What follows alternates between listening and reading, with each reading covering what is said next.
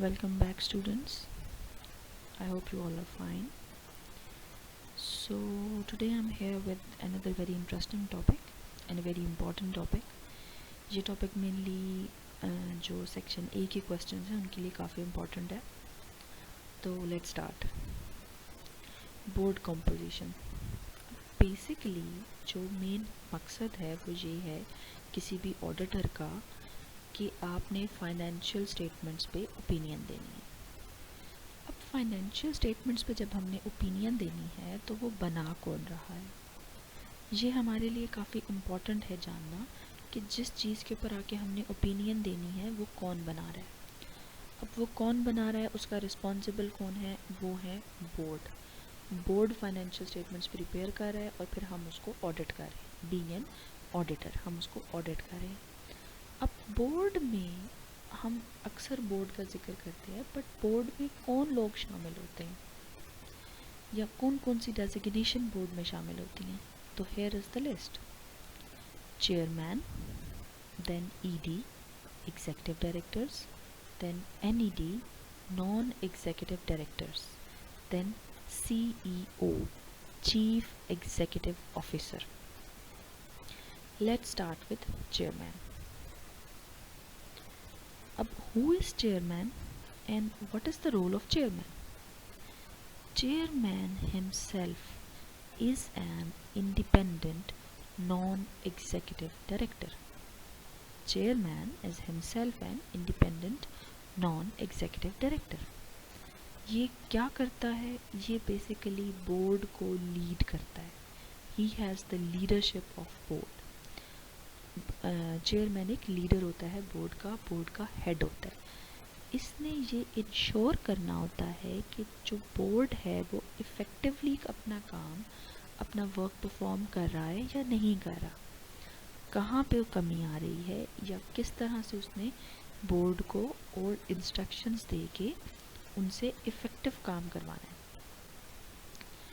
यही बंदा share holders के साथ अच्छे रिलेशनशिप्स को के लिए भी रिस्पॉन्सिबल होता है, अच्छे रिलेशंस को मेंटेन करने के लिए भी रिस्पॉन्सिबल होता है. इसने इंस्टीट्यूशनल शेयर होल्डर्स के साथ भी रिलेशन बना के रखने हैं, so that to ensure that their effective contribution in strategy making. Then ensure the flow of information in board meeting. जब कंपनी में बोर्ड मीटिंग्स होती हैं तो कुछ इम्पॉर्टेंट डिसीजंस लिए जाते हैं, स्ट्रैटेजीज बनाई जाती हैं, प्लानिंग की जाती है.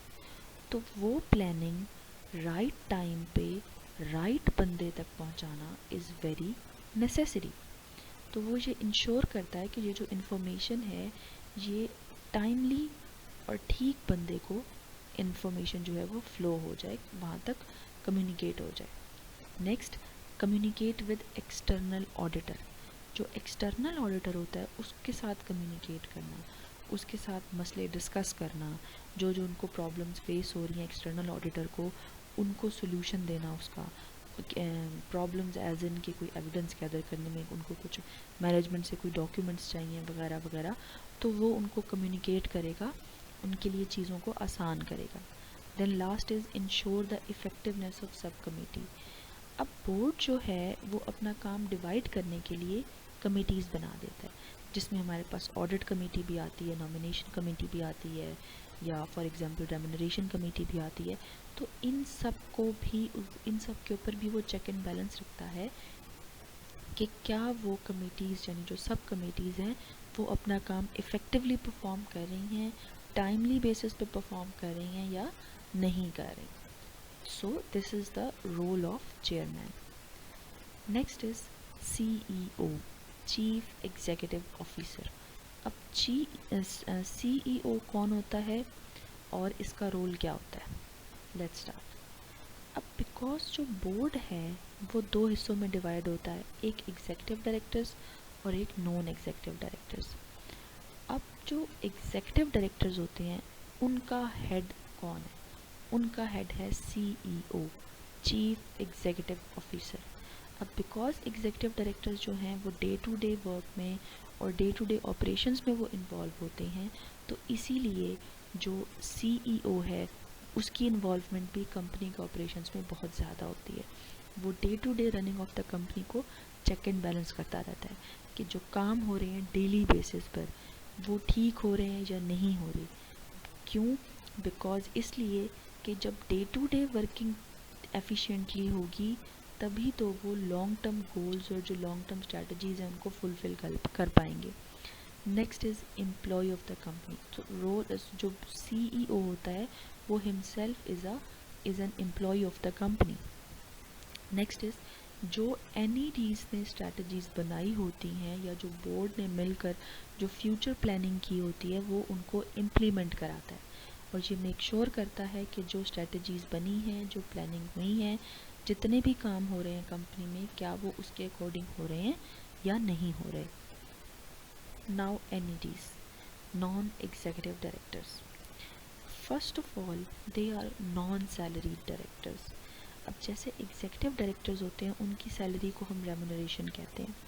तो बेसिकली NEDs को सैलरी या रेम्यूनरेशन के नाम से कुछ नहीं मिलता। इनको क्या मिलती है? इनकी फ़ीस मिलती है, डायरेक्टरशिप फ़ीस मिलती है, जिसको हम कंसल्टेंसी फ़ी भी कहते हैं। तो वो जो परफॉर्मेंस बेस्ड नहीं होती बल्कि एक उनके आर्ली बेसिस पे या फिर उनकी नंबर ऑफ़ मीटिंग्स पे वो उनकी फ़ीस डिपेंड कर रही होती है। And he is not the employee of the company and he should be independent but not the employee of the company। और NEDs की फुल जो इन्वॉल्वमेंट होती है वो सिर्फ स्ट्रैटेजी मेकिंग और लॉन्ग टर्म डायरेक्शन पे होती है कि उन्होंने सिर्फ ये सोचना है कि अब इससे बेहतर स्ट्रैटेजी या इस स्ट्रैटेजी कोई जो एग्जिस्टिंग स्ट्रैटेजी है उसमें चेंजेस ला के उसको और किस तरह से बेहतर बनाया जा सकता है। ये बेसिकली लॉन्ग टर्म डायरेक्शंस देते हैं कंपनी को या बोर्ड को। ये रिस्क मैनेजमेंट भी करते हैं, इन्होंने असेस करना होता है, इवैल्यूएट करना होता है कि कंपनी को कहाँ कहाँ से रिस्क हो सकता है या आ सकता है या है कंपनी के अंदर और अब उसको मिटिगेट किस तरह से करना है। नेक्स्ट इज़ कि वो एग्जीक्यूटिव डायरेक्टर्स और कंपनी की परफॉर्मेंस को भी इवैल्यूएट करते हैं कि एग्जीक्यूटिव डायरेक्टर्स अपना काम ठीक से कर रहे हैं या नहीं कर रहे। Then is resources development and succession planning.